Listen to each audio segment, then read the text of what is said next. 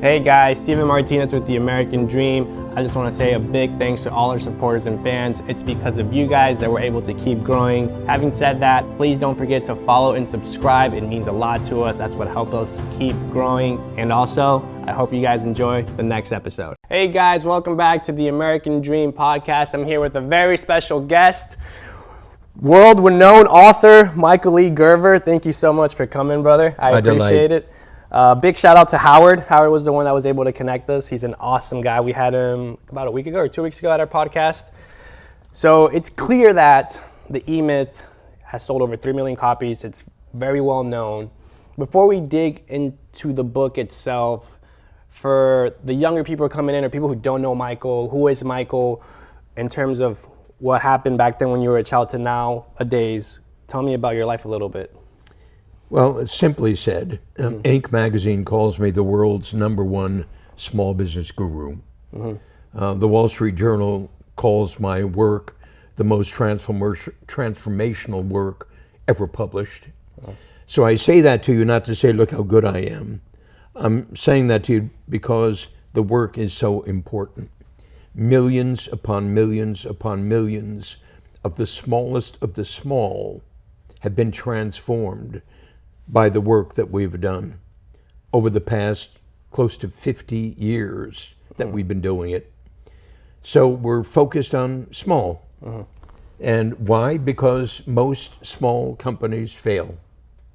Over 90% of all small startups go out of business before they reach their 10th anniversary. So the question we've always asked is, why is that?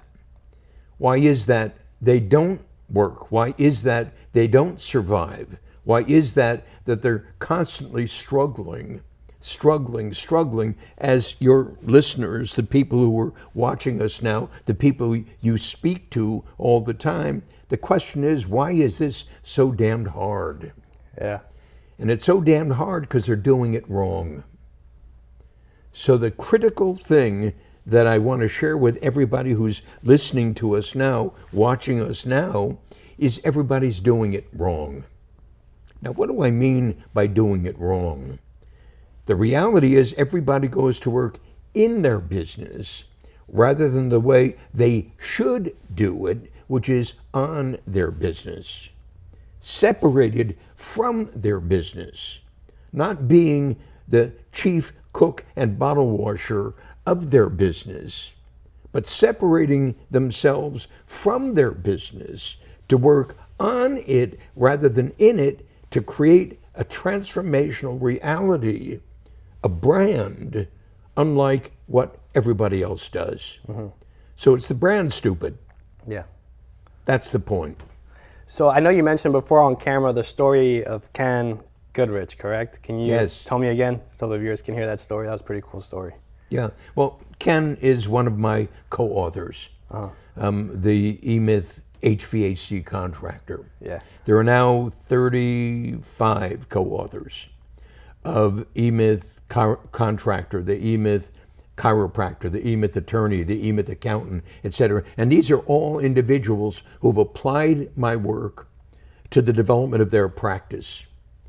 First, it didn't work. Now it is transformational. And why is it transformational? Because they've applied the E-Myth to the development of what they do. And the E-Myth, as you know, is the entrepreneurial myth. And that really lives at the heart of it all. It's essentially saying that people who start their own company aren't really entrepreneurs, but what I've come to call technicians suffering from an entrepreneurial seizure. Yeah. They want to get rid of the boss. They become their own boss, and now they're working for a lunatic. So that's the secret. Yeah. The secret is go to work on it, design, build, launch, and grow a truly spectacular brand, just like you've begun to do at your young age. Thank you. To go to work on it, to design a truly spectacular brand focused on one thing that you become expert in. And when I say you, I don't mean you personally, I mean it. It becomes expert in. It becomes McDonald's. it becomes Starbucks. It becomes Apple. What is it about Apple, about Starbucks, about McDonald's? They're a brand. They're known for one thing. And everybody else is known for nothing. Just busy, busy, busy, busy, driving themselves crazy, Yeah. working for a living. And therein resides the opportunity. That's beautiful. So back to the E-Myth as well. I know we mentioned reading the book is one thing, but then studying the book is a whole different animal in itself. And you mentioned Ken read it 33 times? Yes, Ken Goodrich told me he's read the E-Myth Revisited 33 times from cover to cover. And he said to me, every single time I read it, I learn something new. And what I learn is not just something new, but I learn to do something new. Because it's not just reading it, it's doing it. Because doing it is the key. And therein resides the greatest problem. That is, I could sit here and talk to you for the rest of our lives. Yeah. But if you don't do what I'm talking about, it doesn't make any difference. So the people you are speaking to are people who need to do something other than what they do and how they do it. And in the process of doing that, a miracle occurs. And it truly, truly, truly is a miracle.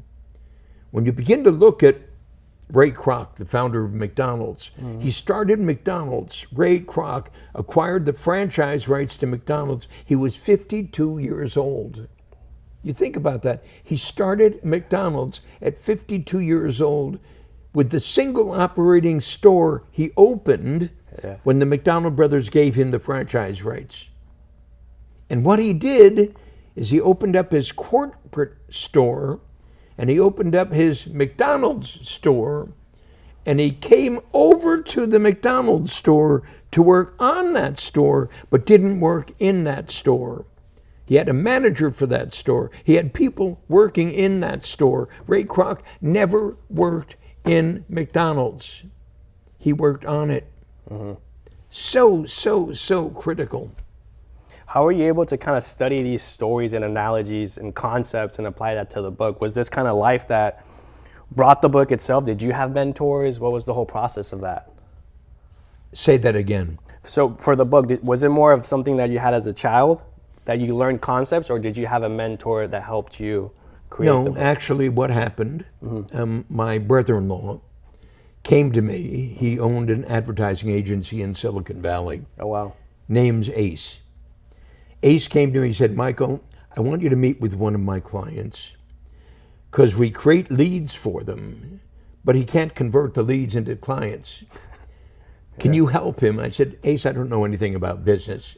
He said, Michael, you know more than you think you do. Wow. Just visit him and let's see what happens. So I said, sure. So we went to meet Bob.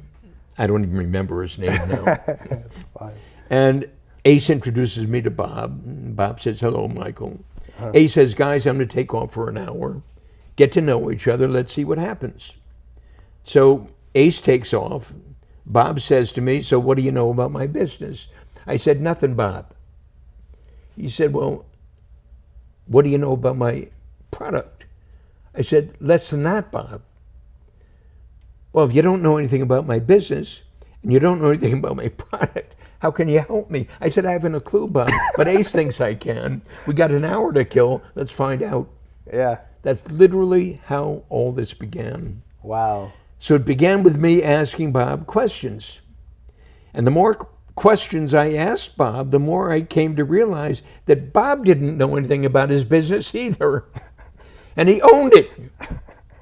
And it was astonishing to me. Yeah. How could a guy start a business and not know anything about business? So all the answers Bob gave me were anecdotal.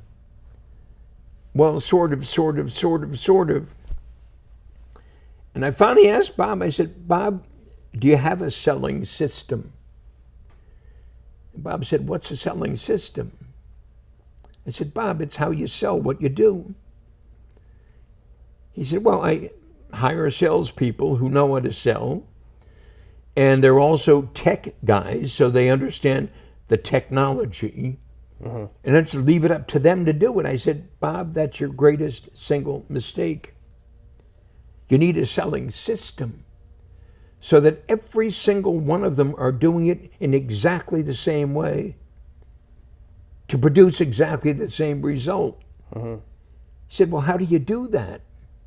I said, well, that's the critical question, isn't it, Bob? He said, well, can you help me do that? I said, sure, Bob. So Bob hired me as his first consultant. Yeah. Ace comes back to pick me up. He said, what happened with Bob? I said, he hired me to consult with him. He said, Michael, you don't know anything about his business. How can you consult? I said, Ace, that's what I told you before we came here. I said, the truth is I know more than Bob does. Wow. And the reality is I know more than Bob than you do. So we started.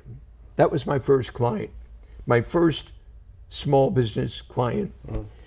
It not only proved to be so successful that I was suddenly meeting with another client of Ace's, and then another client of Ace's, and then another client of Ace's. I said, Ace, you know what? I should be doing for you what I'm doing for them, because you're not in the advertising agency business. You're in a completely different business. You need to learn how to do what it is that needs to be done so you can then engage clients in teaching them how to do it. Exactly what I'm doing with each and every one of them. He wouldn't listen to me. He wasn't interested.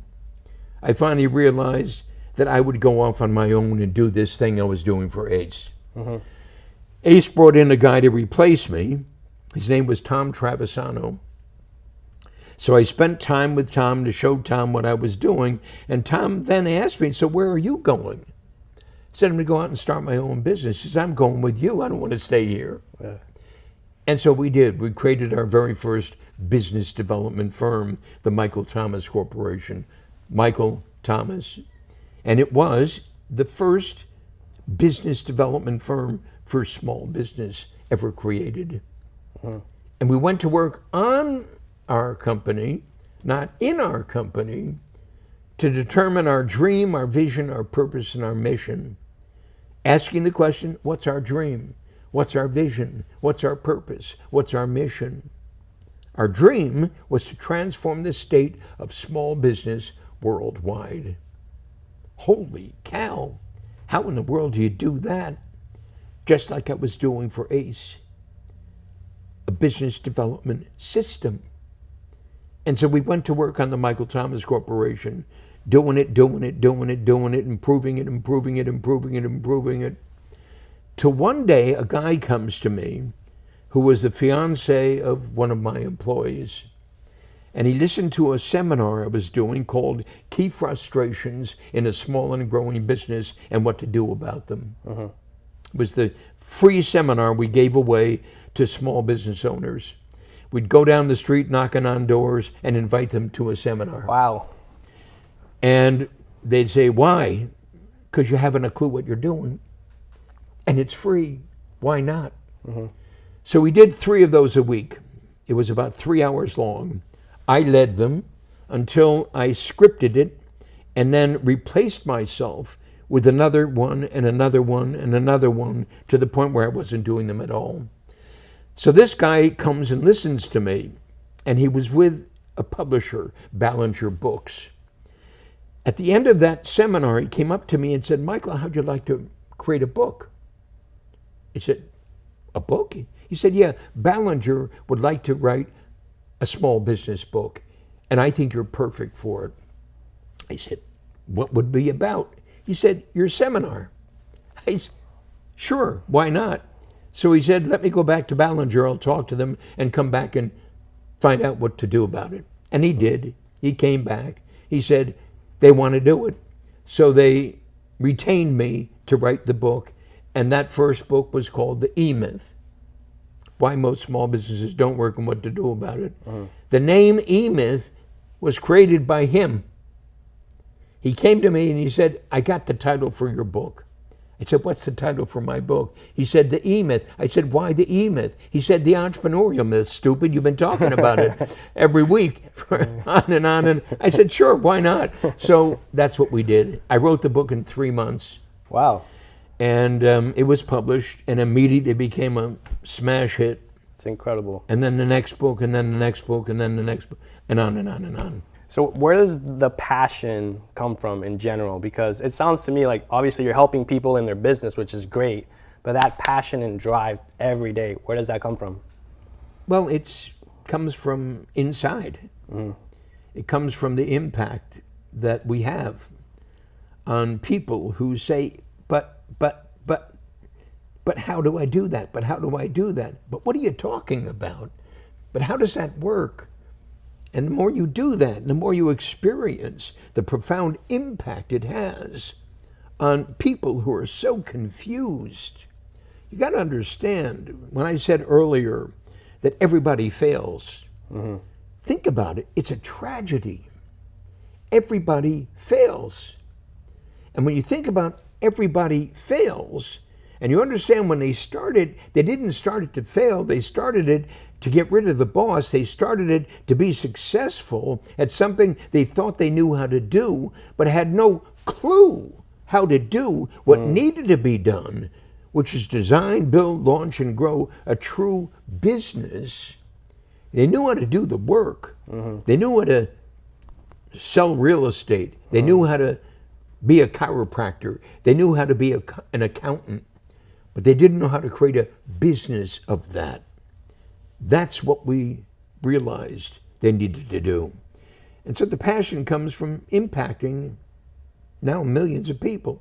Incredible. And as you begin to impact millions of people, and you begin to change completely the way they do what they do, and see the impact it has on their families, on their loved ones, on their kids, on their wives, and their husbands, on their mothers, on their fathers, on their uncles, on their aunts, on their clients, and so forth, how could you not become excited? You've seen that. You feel that. Of course. You feel that. Every single time you have that look in somebody you're speaking to, and they say, oh my God, where'd you learn that? How did you do that?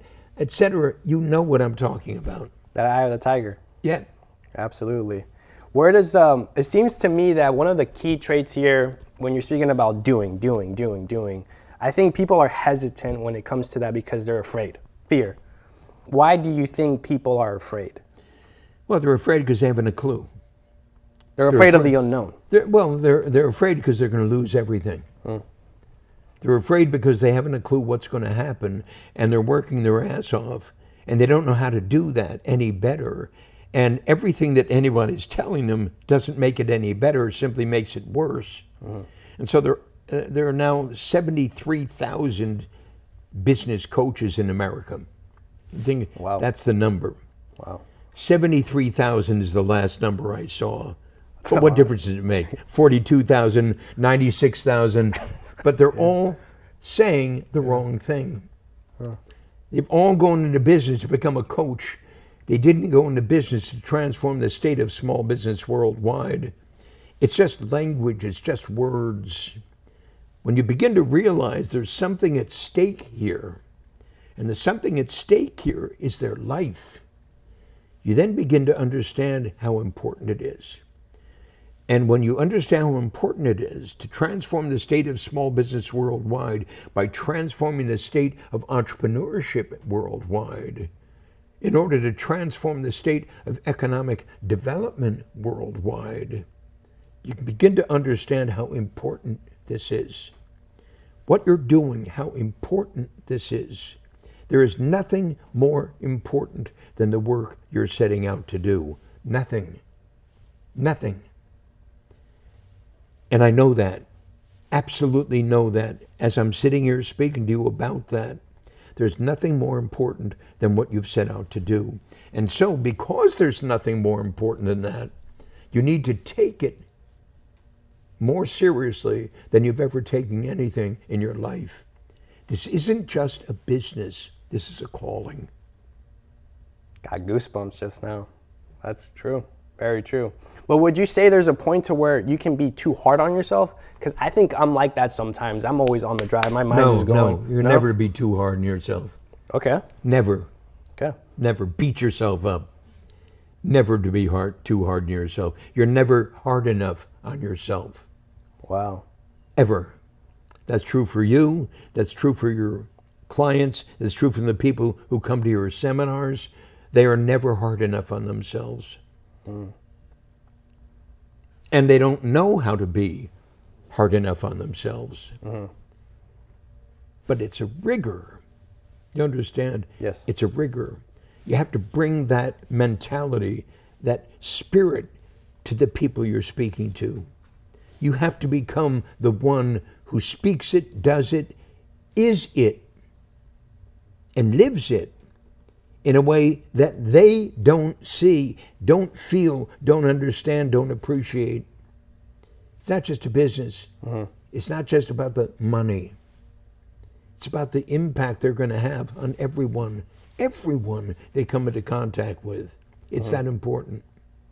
So I have another question for you, just kind of thinking about what you're saying. So if you were to compare your generation and my generation, would you say we're outdated? Like, what is our generation, the younger generation, missing to really achieve that level of There's no difference. No difference? No. You're 27, I was 27. I'm 88. If you live long enough, you'll be 88. So understand there is no difference. None. If you look at when I started this in 1977, and you look at where we are today, you understand the condition is identically the same, though all the language is more stupid today than it was even then. Yeah. And by stupid, I mean really stupid. You got me? Yeah. Really stupid. And when I say this to you, you've got to take this in to your heart. Really stupid. Wow. And so we're speaking to folks who are really stupid. And you've got to be willing to tell them that. You're really stupid. You're dumb as a stump. Yeah. I love that. You're dumb as a rock. You're really stupid. You don't know anything. Yeah. So empty your mind, a blank piece of paper and beginner's mind. That's the key. Every life a legacy. Every life a legacy. Everyone, yours, mine, Luz Delia's, everyone's. Every life a legacy. The question is, what is yours? And when you realize that and understand that every small business is a school, every life a legacy, every small business is a school, you then begin to look at how important everything we're talking about is. When you get up on that stage, you got to understand when you say the American dream, how significant that really is and how important it is that you live up to it. You get that? Absolutely. Absolutely. So transitioning back to the E-Myth business, right? Obviously. Would you say that's also applicable to life and relationships and marriage? Those same kind of... Of course. Okay. Of course. It touches everything. It touches everyone. It has the same impact to the degree you take it to heart, to the degree you take it to your soul, to the degree you take it to the spirit that drives you every day when you wake up. Every day when you wake up, you'll then begin to realize why what you say is so important and must take what you say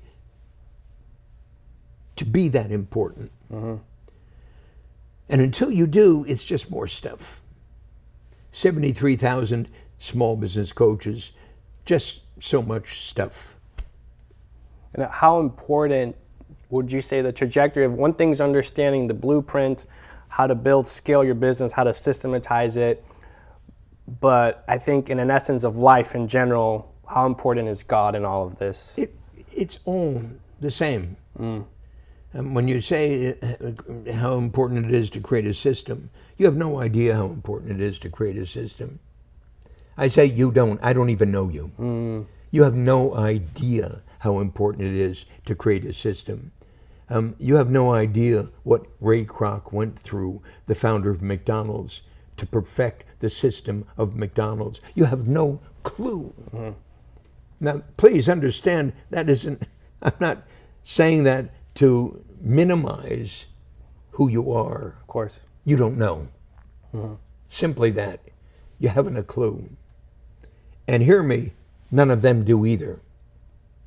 But that's why it's so critical for you to take it seriously.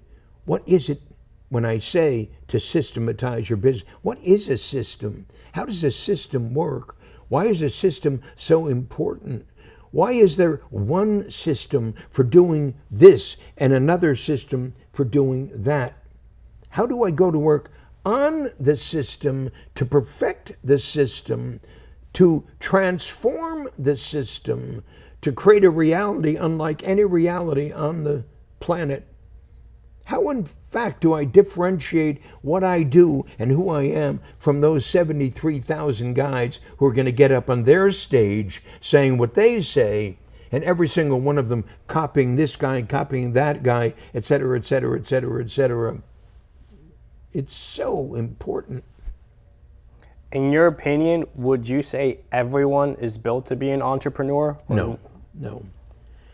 I'm saying that everyone could, were everyone to go through the proper, most important process, but everyone is not up to doing that. When I say how important this is, I'm saying that most people don't take things to be that important. Understand, most people aren't Steve Jobs.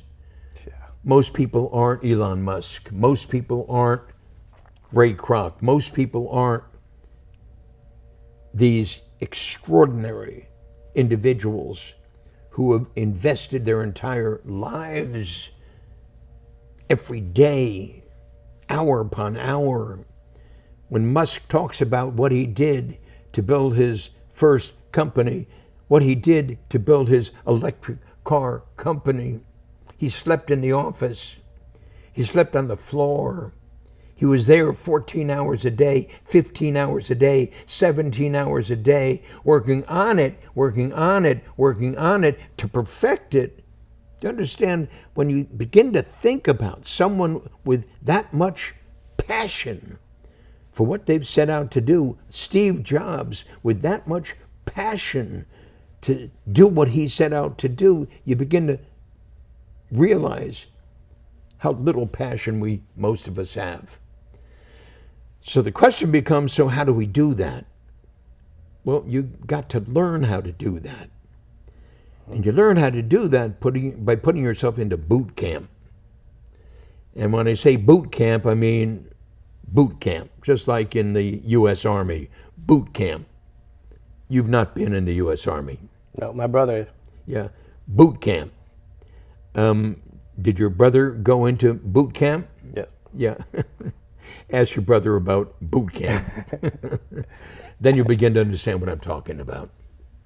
Yeah. What's my boot camp? Got to ask yourself that. How important is it to maintain that discipline? Everything. It's everything. It's how important? It's as important as I'm making the passion everything. That's how important it is. So for anyone that's young and aspiring, they want to be an entrepreneur, they understand the concept, they're passionate, they're disciplined.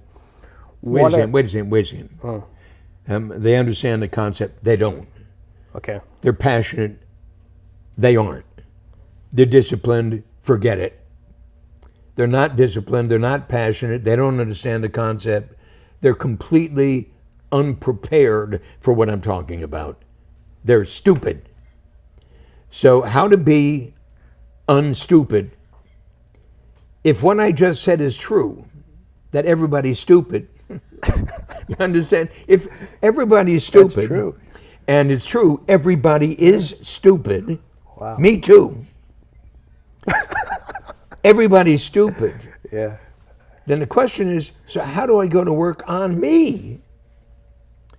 to transform the state of stupid to become something other than what I am. I don't understand how to do that. Somebody does. I need that somebody. But you understand, that somebody is like the sergeant in boot camp. You're going to beat the shit out of you. And you can do that because you need it. And you need it because you want to get smart. And you want to get smart in a way you don't even understand now. The sergeant does. You understand? No, I don't.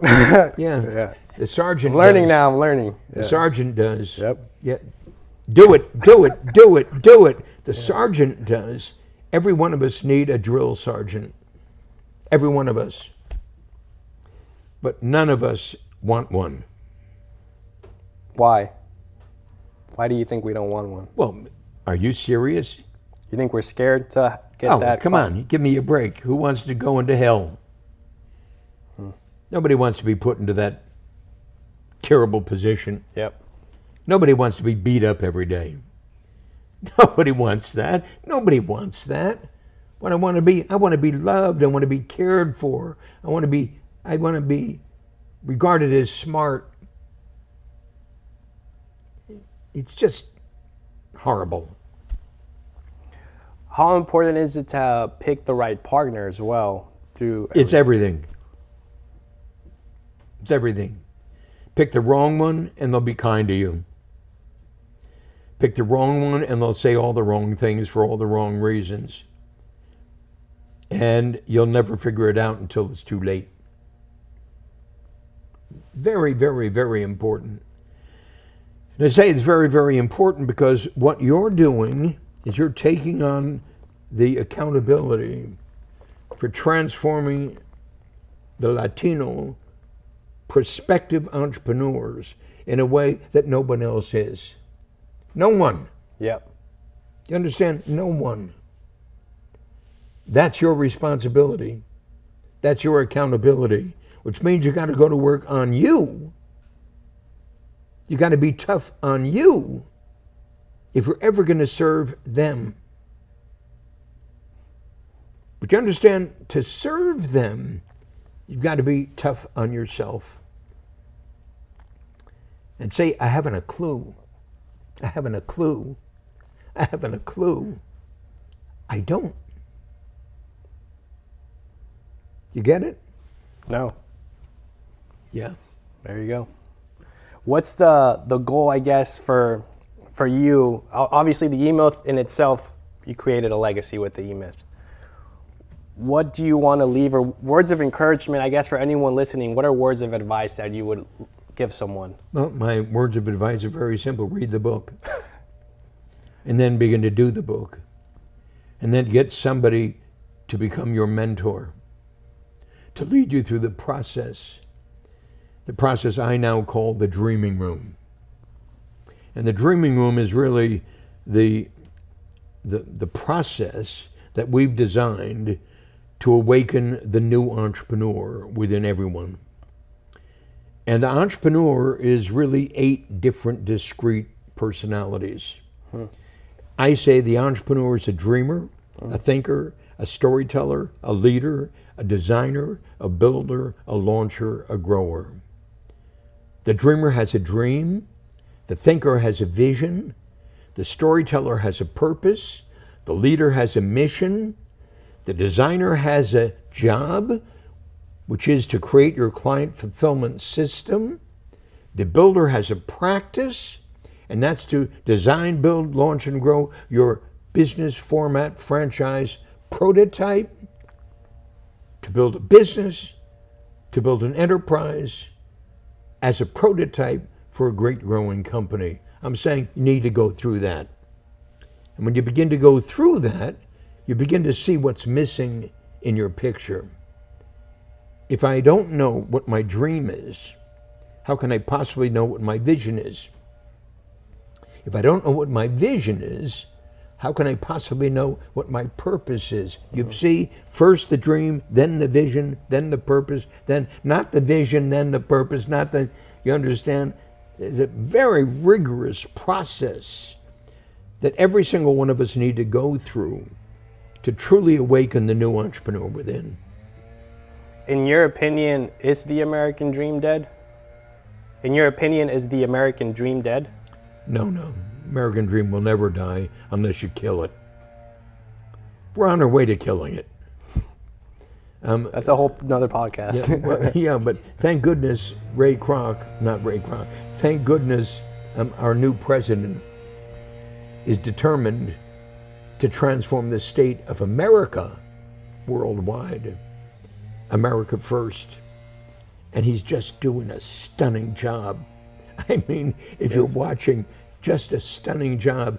The American dream is alive and well in his office. Boom. Brother, thank you so much. You got it. My pleasure. I appreciate it. Thank you so much, guys, for this podcast. I'll see you guys in the next one.